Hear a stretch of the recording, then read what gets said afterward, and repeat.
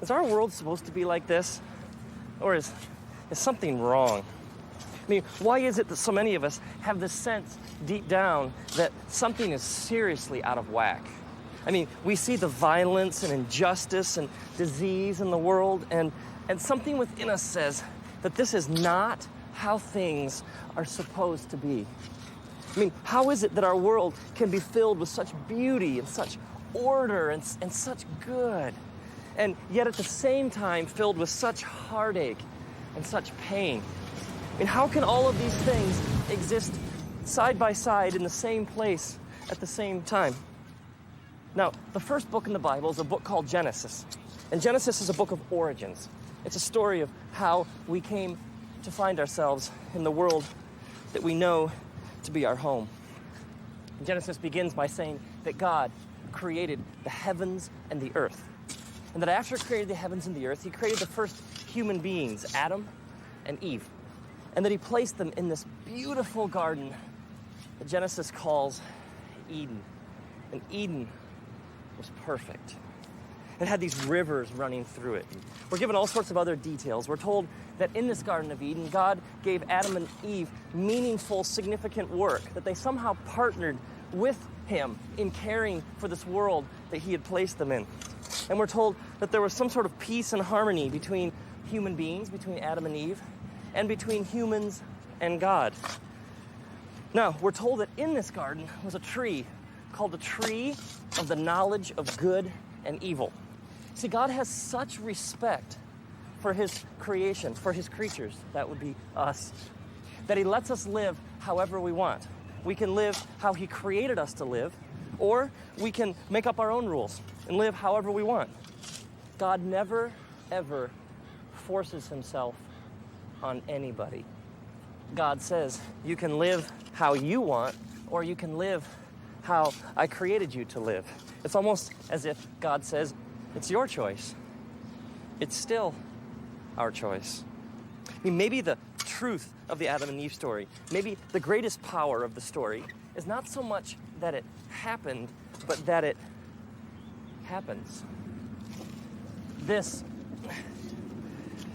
is how the story begins. Now, at the end of the Bible is a book called Revelation. Revelation, as the last book in the Bible, tells how everything ends. And at the end, God says, hey, I'm making all things new. It's kind of a strange beginning. But at the end of all things, God says he creates a new heaven and a new earth. And at the end of Revelation, we're given these details about what this new heaven and this new earth are going to be like. We're told that there are going to be rivers running through. We're told that there will be the healing of the nations, which means that we'll all get along. We're told that we'll actively participate with God in taking care of the world that we find ourselves in. It says there'll be peace with each other, but that there'll be peace and harmony with God. And in the middle of it all will be a tree. If that's how it ends, and Genesis is how it begins, then we have to ask the question, do we live between the trees? If that's the case, then this life is like a blip on the radar screen of eternity. God always has been. He's gone on forever into the past. And he goes on forever into the future. His reality has always existed and always will exist. And for a brief period of time, we live between the trees. But if this life is like a blip, I mean, if it's just here and temporary and just a moment and then we're gone, I mean, what's the point? What's the purpose to all this? You see, some people divide reality up into chunks. There's like this life, the life that you and I know, and then we'll die and we kind of start over somewhere else. There's this chunk of reality, and then there's like another chunk out there somewhere after this place. And so what happens is we end up falling into this belief that somehow we'll just start over, that I'll just end up when I die in some new world, and then I'll get a new driver's license and a change of address, and then I'll just kind of start over with a blank slate, and we'll see what it's like and figure it out from there. Maybe religious people sometimes are guilty of pushing this kind of view. Recently, I had this rental car, and I was driving around, and I couldn't get my radio to turn off. I could not find the off button. It was driving me crazy. And I ended up listening to this Christian radio preacher, a really well-known personality, and he was talking about the end of the world, essentially, and he was saying that Jesus is going to come back and is going to fix this place, and that some great things are going to happen someday. And so the point of the message, what I could gather, was that to be a Christian was to be hoping and waiting for that day. Hoping and waiting. Now, I believe God is going to do something with the world.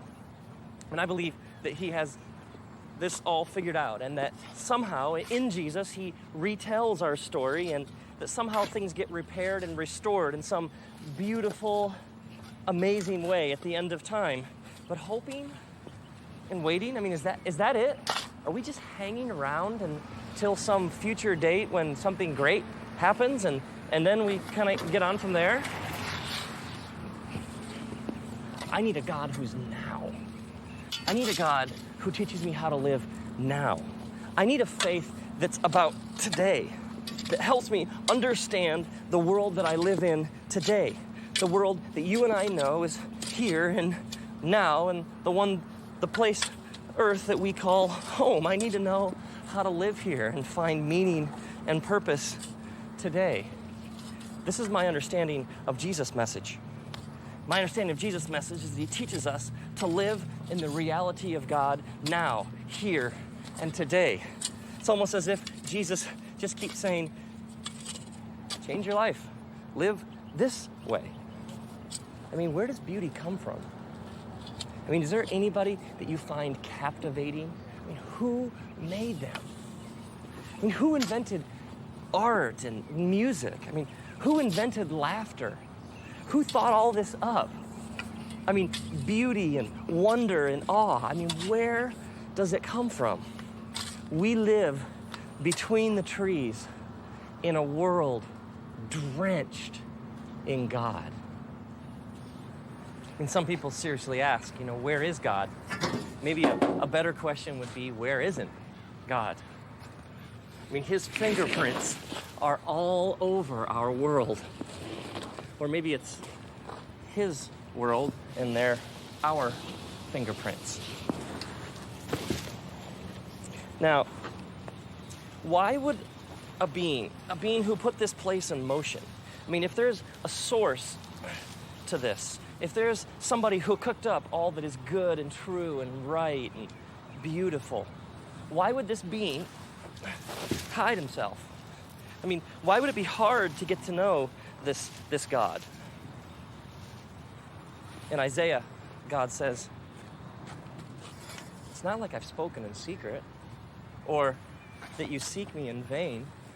In the book of Acts, God even says, you seek him and you reach out for him and you'll find him. Now, some people see faith as like a ticket. It's like, if you believe the right things and if you nod your head at the right times, then when you leave, you get to go to a better place. And so, essentially, faith becomes a bit like fire insurance. It's like a guarantee that something bad won't happen to me someday. And so, essentially, this life is like a waiting room for the next place, and there becomes no real point to this life except for getting people to believe like I do and convincing them that they need to be like me and we'll all go to the same place. Essentially, what ends up happening is people are just hanging out and waiting. But what good is a faith? It doesn't really have anything to do with how we live today and the world that we find ourselves in now.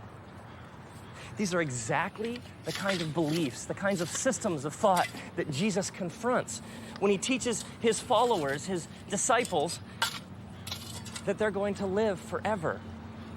He calls disciples because they're students. They're learning how to be a certain kind of force, a certain kind of presence for good in the world. They're working with God to overcome evil with good. They're working to be people of peace and people of justice, people of mercy and grace. Followers of Jesus are people who are committed to partnering with God to make this world, the world that we all live in, the kind of place that God originally intended it to be. In Jesus' precise words, we're learning to love each other as we love ourselves. Follower of Jesus is somebody who's living, and they're never going to stop living. There's this ancient Jewish saying that a person's good deeds are used by God as seeds to plant the very trees of Eden. And that you and I enter into this kind of relationship with God, the very trees of paradise are being planted. May you trust Jesus when he says that death has been taken care of and that you can live forever with God, that you're never, ever, ever going to stop living.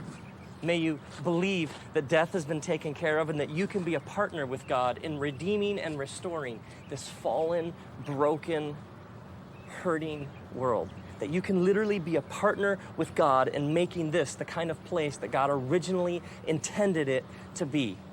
May you be the kind of person who, when you live this way, the very trees of paradise are being planted.